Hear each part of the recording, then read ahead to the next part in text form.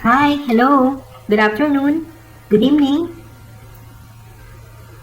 good morning. So this is Nurse again. So this is my first video tutorial for 2017. So papakita ko una sa inyo yung mga improvements sa ating screener at yung mga bagong features na kapaki-pakinabang at tingin ko making useful para sa inyong mga subscribers.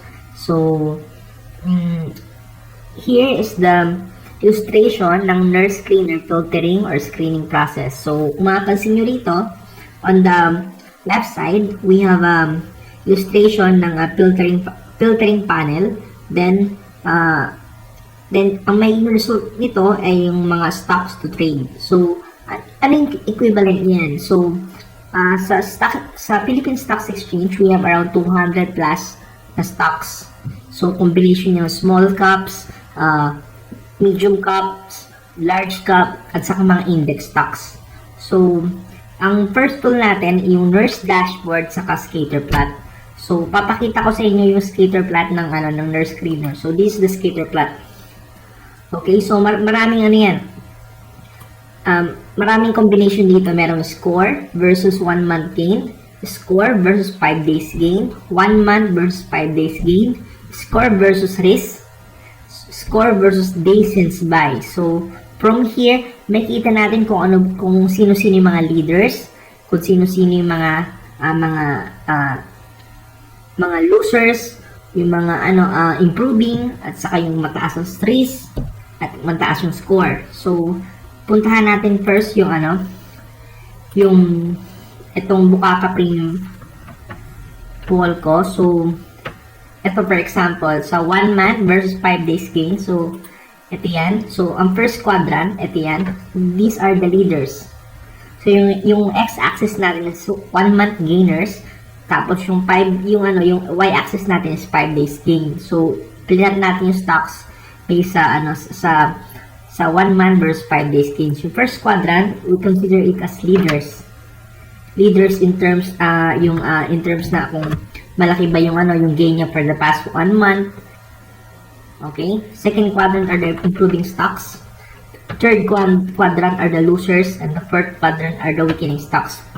So, sa leader natin, andito makikita natin yung momentum stocks, mga ganon. So, I put some analysis here for bottom picking stocks. Potential stocks will be in the losers quadrant. Okay? Yung bottom picking. For position play and swing stocks, yung tipong gusto mong makauna sa isang stocks after ng buy trigger, sa improving quadrant ka naman, second quadrant ka naman titingin. Tapos, for momentum stocks, sabi ko lang kanina, better kasi the leaders quadrant. Okay? For retracing stocks, yung tipong sasalo ka sa pullback, use the weakening quadrant. Okay? This is a great tool in filtering process, but before buying, study first and consider first other technical factors. So, ito yung yung tool natin, first tool natin sa filtering process. So, punta tayo dun sa sa nurse screener natin. So, ang katumbas nun is here, 1 month versus 5 days gain. So, meron din naman tayong score versus 1 month. So, titignan naman natin dito, yung x-axis, yung score. So, as we know, kapag mataas yung score, maganda. So, titingnan natin yung yung score na 30 and above. Okay? So, palitan natin yung yung axis nito. Gawin natin yung minimum nito ay 0.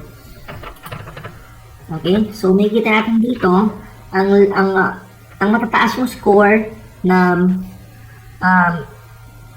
leader for the past month are TUGS, IDC, RFM, DFN, yan, mga mark ganyan. So, mapapansin natin, TUGS talaga yung leader at saka mataas yung score, followed by IDC, then DFNN, mark, yan, tapos RFM, ANI, yung mga yan. So, ang nabanggit ko yung mga liquid, Okay, so, kapag titingnan naman tayo short term, score versus 5 days gain. So, dito naman makikita natin yung yung variable ng score versus 5 days gain. Okay?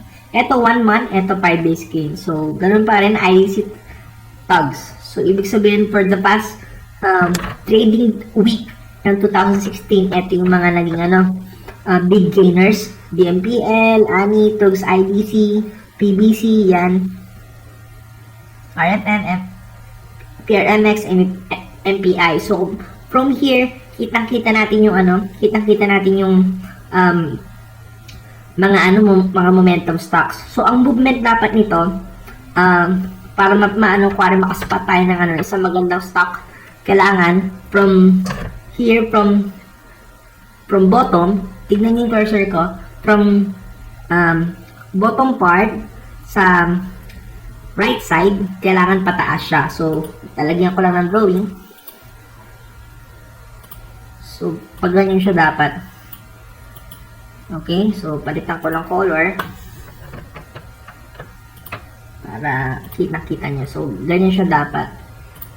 Okay, so yung mga stock na under dito, pwede siyang tumaas pa ganun. Okay, ganun tayo titingin ng mga ng mga potential leaders at yung mga leaders. Okay, so score versus risk, may kita naman natin dito. The more na mas mataas yung score is the x-axis and the y-axis is yung risk. Okay, so mapapansin nyo dito yung TUGS, ang risk na ng TUGS around 11%, IDC is 12%, so mataas yung risk. RFM, mataas yung score, nasa around 47, approximately 47. Ang risk is 7%, ayan. Bell, ang score niya is 42, ang risk niya is around 5%. DMPL, ayun, 4%. ANI, DFN. So, from here, bilugan ko lang kitang-kita mo rin yung yung mga potential pa na lang. From here, may kita natin yung may mga potential na mataas yung score. So, we look to the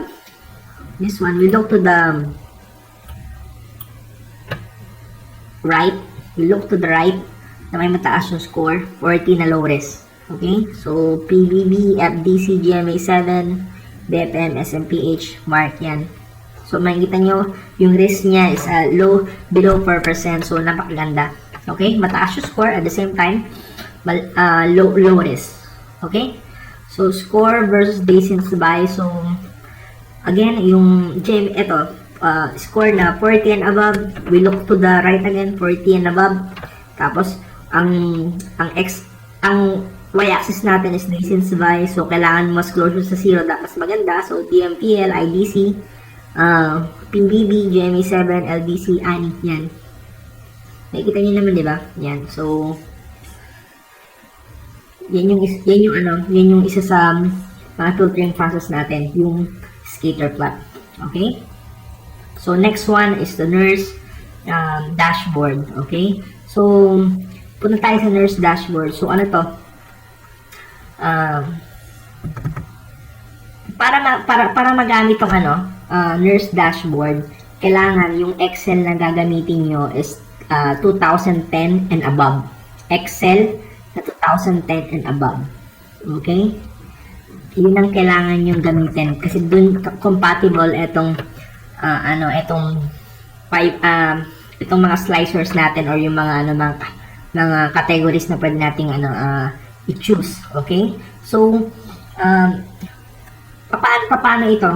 Kung mapapansin nyo dito, itong table na naan dito, ayan, itong table na naan dito, naka-arrange siya na from high score to the low score. So, yung high score na doon sa top side at yung low score nasa baba.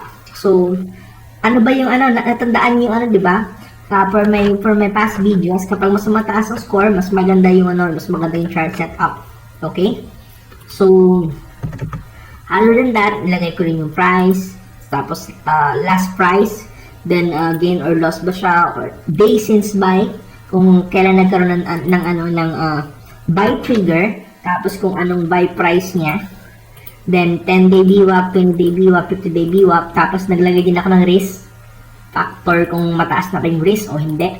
Tapos value transacted. Okay?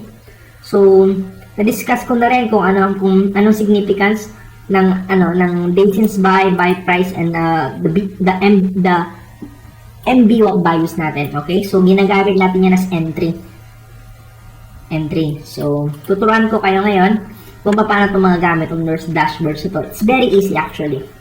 So, first, dito sa mga selection natin dito, i-choose natin dapat yung liquid. So, click natin liquid. So, meron akong condition dyan para ko nasabing liquid. Kailangan ng transacted value niya. Ang value transacted, I mean, there's 3 million and above. So, yun lang yung personal rule ko. Okay, it's all up to you, pero ito yung personal rule ko. So, click mo yung liquid. Now, for example, ayaw mo na masyadong complications, ayaw mo tignan yung category or iba, tignan mo na lang yung market cap. Okay? So, blue chips or sabihin natin yung index stocks. Ito yung yung 30 stocks na sa Philippine Stocks Exchange. Ito yung nag-represent ng ng index natin. Blue chip index stocks. So, i-click lang natin yan. Okay? So, makikita natin yung result. S&P HBDO. So, nakarank siya from top to lowest. Yung pinakamataas na score, pababa. Okay?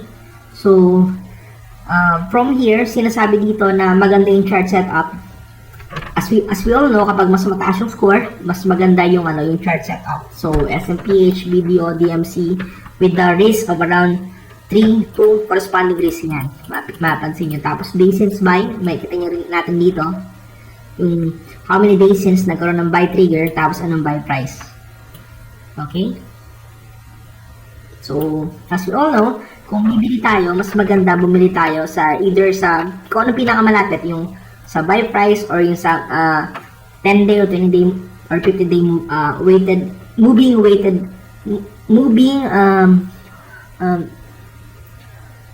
itong MVWAP natin. Alright? So, ganyan kadali. So, SMPH, mataas ang score, 3% risk. So, okay na okay. Tapos, ang day since buy niya, 24, so sobrang layo na. So, tingin tayo sa BDO, mataas yung score, at saka DMC, day since buy, malapit lang, 4 to 3 days lang, tapos 2% ang risk. Okay, so, tapos ang buy price niya is 105. Okay, ang 10-day MVWAP natin sa BDO is 107.98, 20-day BDO 110, 50-day BDO was 111, so ang price niya is 112. Okay, so ang pinakamalapit na is 111.07 na price. Okay?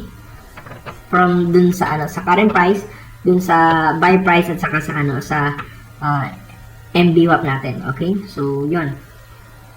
So, large cap, ito naman, TFHI, middle cap, mid cap, RFM, Costco, Bell, ayan, kita-kita. Okay? Day since buy niya, this niya, tapos small cap. Okay, small cap naman, IDC, ayan. Kung mapasin nyo, value transacted niya is more than 3 million here. So, it's very easy. From here, pwede ka na mag-come up ng trade plan mo. Okay? Kasi nandito na yung nandito na yung buy price. Okay? Tapos nakarak na siya. It's very easy. Now, for example, gusto mo multiple na gusto mo tingnan yung middle cap and small cap. Parehas siya. Okay? So, ang gagawin natin, na-click mo na yung small cap, gusto mo din i-click yung mid cap. So, click mo lang yung sa laptop mo or sa computer mo, control. Okay? Control. Plus yung choices mo kung mid cap, ayan. So, multiple choice, small cap at sa mid cap, ito yung result. Alright? Gusto mo naman yung large, mid, and small cap. So, control F. Ayan. So, sama-sama na yung large, mid, and small cap. Okay? So, for example, gusto mo namang i-clear yung filter mo, i-click mo na itong sa market cap, dun sa sa upper right, click mo lang yan. Ayan. So, chinus niya na all. Kumbaga parang default na, ayan, lahat na makikita mo. Okay? So, meron dito mga other information na pwede na makakatulong sa'yo. For example, Heikin Ashi. As Heikin Ashi indicator, Pag green is bullish, click mo lang siya. Ayan. Tapos, for example, gusto mo combinations above Kumo, click mo na yung above Kumo. Yan, makikita na agad dyan. Okay. So, gusto mo normal lang yung RSI niya. Ayan. Ito yung lalabas. Okay. So, again, it's very easy to spot. Naka-ano na siya. Naka-rank na siya yung ano. Kumbaga, nakaayos na ulit yung ano, yung result niya from high score to lowest score. Okay. So, i-unclick natin yung ano, clear filter natin, upper right again. Upper right again. Okay. Also here, yan. So, ang suggestion ko sa mga subscribers, kung meron pa kayong gustong idagdag dito sa ating ano, nurse dashboard, yung mga choices, sabihin nyo lang sa akin. In the long run, magdadagdag ako ng mga ano, mga other information, other na mga choices na pwede nating magamit, like yung mga sikat na mga indicator. Kasama ko rin dito. Okay? Yung day since buy, for example, gusto naman i-sort ng day since buy, click mo lang 1. Okay? Tapos, kailangan liquid, yan. Yun, BLL, for example, day since buy 1 and 2, for example, 1 and 2. Click mo lang control plus 3, control plus 2, yan. Multiple choices, ayan, lalabas na yan dyan. Okay? Clear it natin. Near, above MA 100, ayan. Okay? So,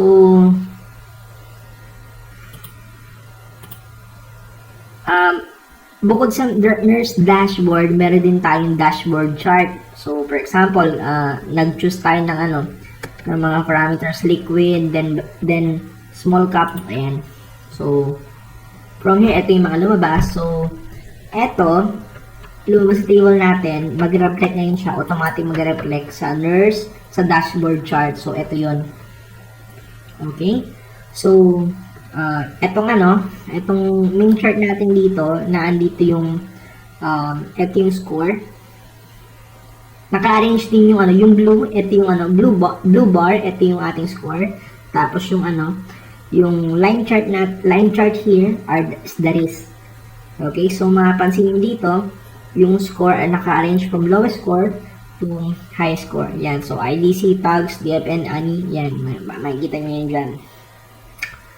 Okay, tapos yung risk na may ano, yung risk na ano, yung risk na line chart, makikita nyo rin.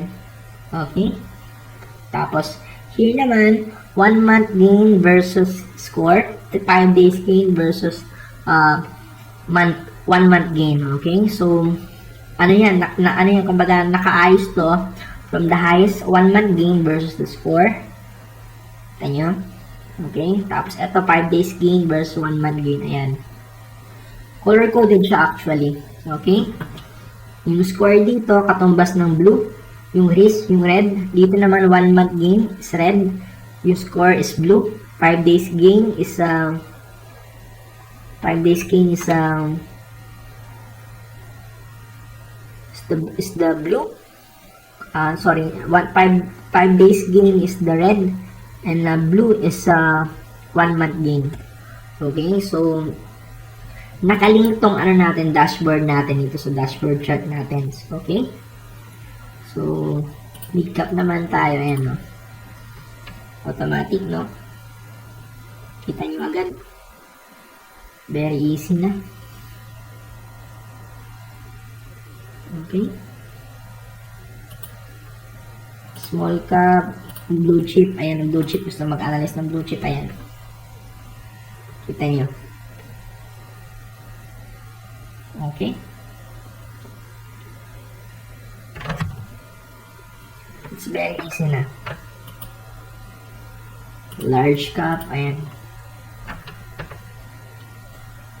Okay,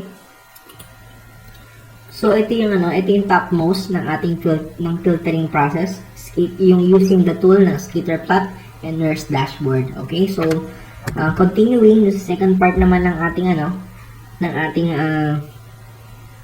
ng ating nurse screener, filtering screener process, yung score price chart at yung main screener natin. So, optional pa kung gusto mo tumingin sa sa score price chart and main screener natin. So, pumunta tayo sa score price chart. Okay? This is the one, score price chart. So, here, for example, naka-choose na tayo kanina. Click lang natin, type lang natin IBC. Papakita niya yung mga relevant information dito. So, dito sa upper side, papakita niya kung liquid ba or illiquid. Tapos, value transacted, kung small cap ba siya. Tapos, yung category niya, small, medium, enterprise. IBC. Tapos, may mga dinagdag pa ako dito. Darvas, bago. Bago lang sa natin, score price chart natin. Darvas resistance and Darvas midpoint. Yan. Darvas support. Yan. So, nakabase ito sa sa monthly time frame. Okay? So, for example, na-type ko RFM. Makikita niyo dito, yung current price niya is above dun sa sa Darvas resistance and monthly time frame 4.43 yun. So, ang current price 5.10. So, nagkaroon na siya ng breakout days ago. Okay? So, makikita niyo. Tapos, other than that, makikita niyo dito up below sa ng Darvas. Ito naman yung kung 1 week high siya. Ito yung mga values ng 1 week high, ng 52 week high, 3 year high, low. Yan. Makikita niyo yun dito. So, sinama ko na rin. Bago din siya. Okay? For information ng lahat ng mga users, bago, siya. Bago. So, RFM, parabolic high siya at 4.811. So, parabolic na siya. Okay? So, as you all know, itong table na to, ito yung score price chart natin. Tapos, pivot buy natin, 15% RFM. So, check natin yung chart ng RFM. Okay. This is the chart of RFM. So, nagkaroon siya ng buy signal at 4.4 level. Check natin yung RFM natin. So, nagkaroon siya ng buy signal around 4.4 level here. Okay? Dito,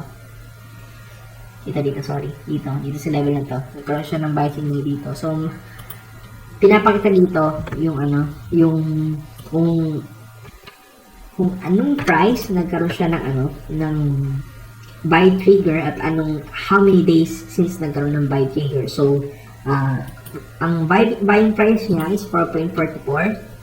Tapos, ang days since nagkaroon na siya ng buy signal is 28 days.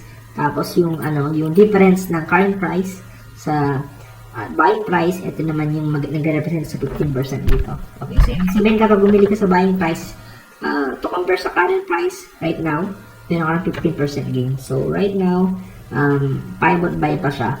So, buy signal, wala pa siyang sell signal. Okay? So, ganun siya. So, ito yung chart niyan.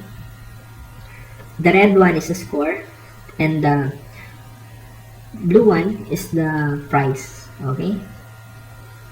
So, tingin pa tayo ng iba. So, togs natin, meron na siyang sell signal. Pero let's see kung mawala yung sell signal for the past days. Okay? Bakit nagkaroon ng sell signal? Let's see, ang sell signal ng TUGS is around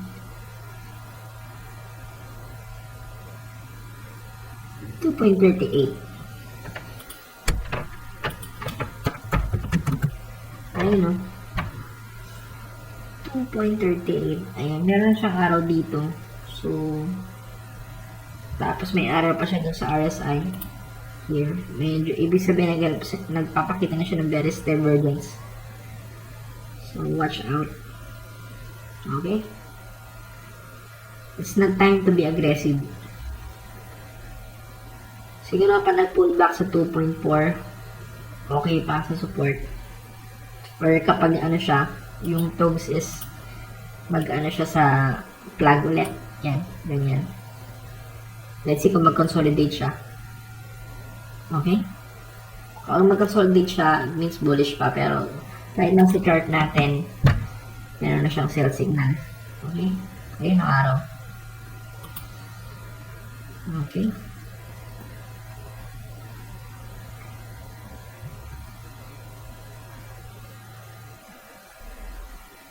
Ayun, tingnan nyo din yun sa sa Darvas niya in the monthly time frame.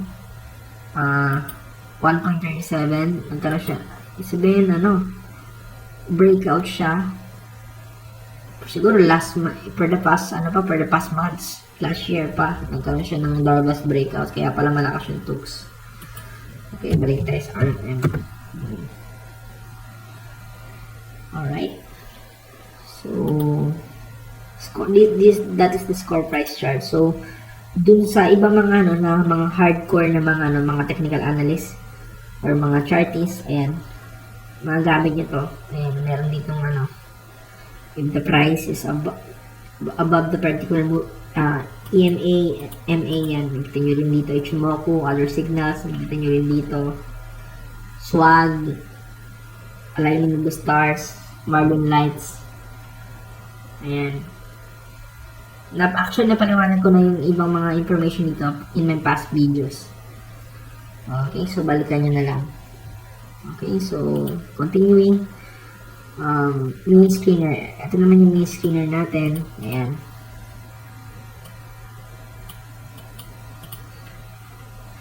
Bali, dito sa score price chart natin, sasabihin ko 90% ng information na naandito ay galing sa main screener. Okay? 90% ng information. So, if you want na makita in a table na vertical yung pagkakapresent niya, dito kayo tumingin sa score price chart. Kaya kung gusto niyo naman tumingin sa sa horizontal naman, dito kayo tumingin. Okay? Nakarank din itong main screener natin from high score to lowest score. Okay? Yan, maraming information dyan. So, na-discuss ko na rin kung how to use this one in my past videos. Okay? Days since buy, meron din siya dito. Ayan. Click nyo lang. Smallest to largest. Okay. Yan. GMA7 talagang sinasabi dito na na low risk siya yung GMA7. Ayun, days since buy 2 days taas ang score niya. Okay.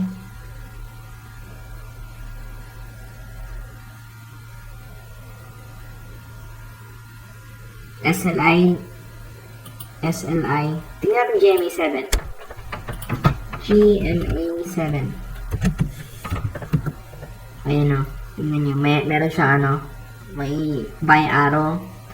Tapos bullish yung candle niya. Last time. It crossed above itong red line natin. Yes, SMA 100. So, bullish na bullish. Bullish na bullish. Then SLI. Yung SLI nag-bounce dun sa sa MA 100. So, napakaganda. Most likely, babalik to sa 1.15 sa resistance niya. 115, 1.17. Okay. Tingnan nyo naman yung yung candle niya, bullish na bullish. Reversal, napaka-ABC nung yung reversal niya. Reversal candle plus plus confirmation. Okay? So, here, marami kayong information din naman kita dito. Yan.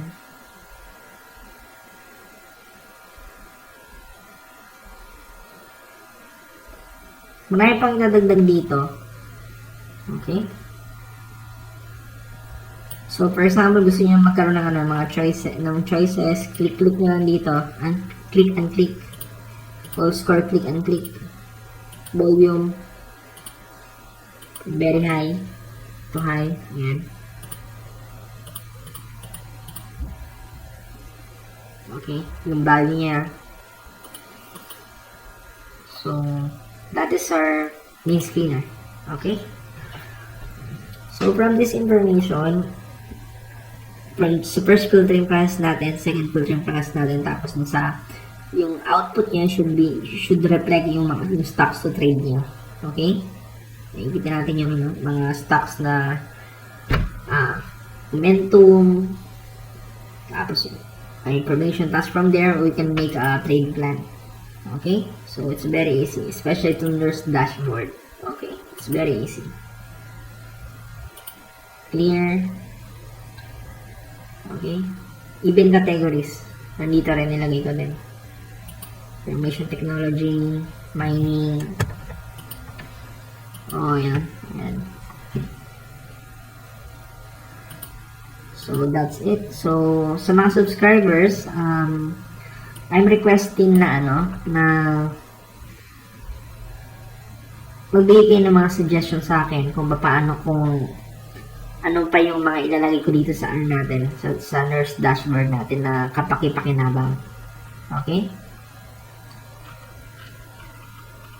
At kumbaga, makakatulong sa inyo. Okay, so for now, eto muna yung yung improvements sa sa nurse scanner natin. Ang susunod ay ang may next video naman, inaayos ko pa yung portfolio management. So, what in store for you dito sa portfolio management? So, since we have a nurse dashboard here, it tells you when to buy, at what price to buy.